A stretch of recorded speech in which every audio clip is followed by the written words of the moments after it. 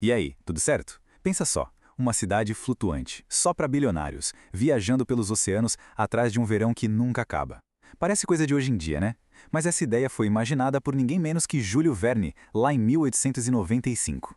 E é exatamente nessa obra incrível e, de certa forma, profética que a gente vai mergulhar hoje, a Ilha de Hélice. A pergunta central aqui é bem provocadora, né? E se fosse possível criar uma utopia, um paraíso, só para os super ricos, que pudesse simplesmente navegar por aí, fugindo de qualquer problema de qualquer país? O que Verne estava fazendo era, na verdade, um baita experimento mental sobre tecnologia, riqueza e os limites da sociedade, um tema que hoje está mais relevante do que nunca.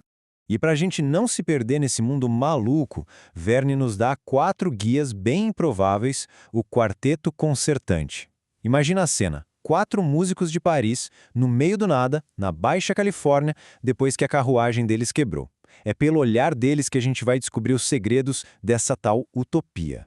E olha, que grupo! Temos o sonhador, o piadista, o cara prático e o líder rabugento. São as reações e o ceticismo deles que vão ser a nossa âncora na realidade enquanto a gente explora o mundo fantástico que espera por eles. E quando parece que a situação não pode piorar, piora.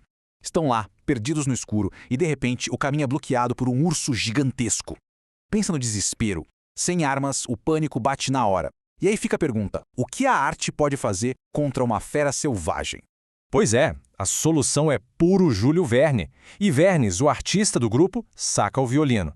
E a música dele, de alguma forma, transforma a fera selvagem num dançarino improvável. É o primeiro grande aviso do livro. Se prepare, porque nessa história o normal simplesmente não existe. Depois dessa performance com o urso, eles finalmente chegam num vilarejo chamado Frechal. Mas tem algo muito estranho, um silêncio total. A cidade parece fantasma. Será que é uma armadilha? O desespero aperta e eles precisam, de algum jeito, fazer alguém aparecer. E a ideia que eles têm é genial na sua loucura. Primeiro, a beleza. Tocam uma música linda, perfeita. Resultado? Nada. Silêncio. Aí, o rabugento Zorn perde a paciência e manda cada um tocar numa nota diferente. Uma cacofonia horrível. E não é que funciona? As janelas se abrem e o povo aplaude o barulho. Isso já dá uma dica bem esquisita sobre o tipo de gente que mora ali, né?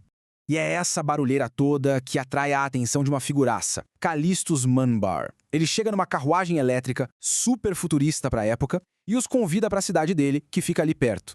Só tem um pequeno detalhe: essa cidade não aparece em mapa nenhum.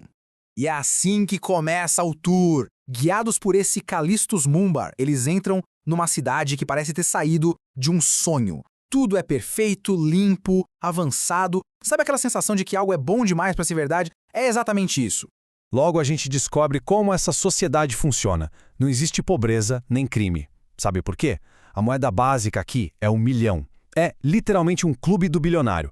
Só que a sociedade é dividida em 2 facções rivais, os Tankerdons e os Coverleys.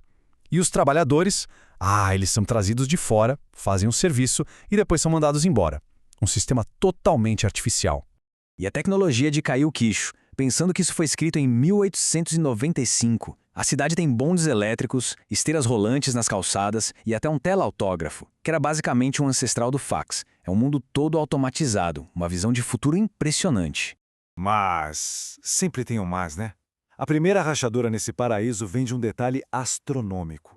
O Frascolin, o cara observador do grupo, percebe uma coisa que não faz o menor sentido.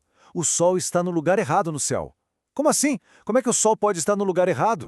E quando eles perguntam sobre as estações do ano, a resposta do Munbar só piora o mistério. Ele diz, na maior tranquilidade: inverno? A gente não tem isso por aqui, não? Pera aí, eles estão dizendo que controlam o clima? A realidade dos nossos músicos está, aos poucos, virando fumaça. Para tentar acabar com a confusão, o Munbar promete levar o quarteto até o observatório da cidade. Lá de cima, ele garante tudo vai fazer sentido. Todas as peças do quebra-cabeça finalmente vão se encaixar. A gente quase consegue sentir a tensão no ar enquanto o elevador elétrico sobe metro por metro até o topo da torre mais alta. A expectativa é enorme. O que será que eles vão ver lá de cima? Eles chegam no topo, a vista aparece. E a reação é instantânea. Primeiro, um grito de puro choque. Mas logo depois, esse choque vira raiva, porque eles percebem que a própria noção de realidade deles foi jogada no lixo. O que eles veem é impossível. Uma paisagem perfeitamente ovalada e em volta dela, até onde a vista alcança, só tem uma coisa: mar. Um horizonte infinito de água. Cadê a Califórnia? Não tem nada, eles estão completamente à deriva no meio do oceano. E aí a ficha cai. A verdade, ao mesmo tempo, grandiosa e absurda. Eles não estão num continente. Estão a bordo da Standard Island, uma ilha artificial, de aço, movida por hélices. E a capital dessa ilha-nação é a Milliard City, a cidade dos bilionários.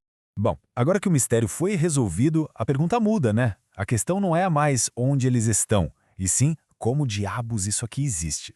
Então, vamos dar uma olhada na engenharia por trás dessa maravilha flutuante. A ilha não foi construída de uma vez só, não. Pensa num Lego gigante. Foram 270 mil caixões de aço, que são como enormes blocos ocos, fabricados num estaleiro e depois encaixados um no outro em alto mar para formar a base da ilha. E a escala disso é absurda. A área total da ilha é de 27 milhões de metros quadrados. É como pegar uma cidade pequena inteira, com ruas, parques e prédios, e colocar tudo em cima de uma plataforma de aço que flutua no mar. Vamos aos números. A ilha tem um formato oval, com 7 quilômetros de comprimento por 5 de largura. 10 mil pessoas vivem lá. E o que move tudo isso? Motores gigantescos que queimam petróleo para gerar energia elétrica que abastece a cidade inteira. E não para por aí. A ilha tem seus próprios portos, uma pequena força militar e até bandeira própria. Ou seja, Standard Island não é só uma cidade flutuante. É, na prática, uma nação inteira que se move. Um país soberano, só para bilionários. E o mais louco é pensar que Júlio Verne escreveu isso em 1895. A pergunta que ele deixou no ar continua super atual. Será que a tecnologia, por mais avançada que seja, é capaz de criar um paraíso perfeito? Ou será que, no fim das contas, a natureza humana, com nossas brigas e falhas, sempre vai dar um jeito de afundar qualquer utopia, não importa o quão genial seja o projeto?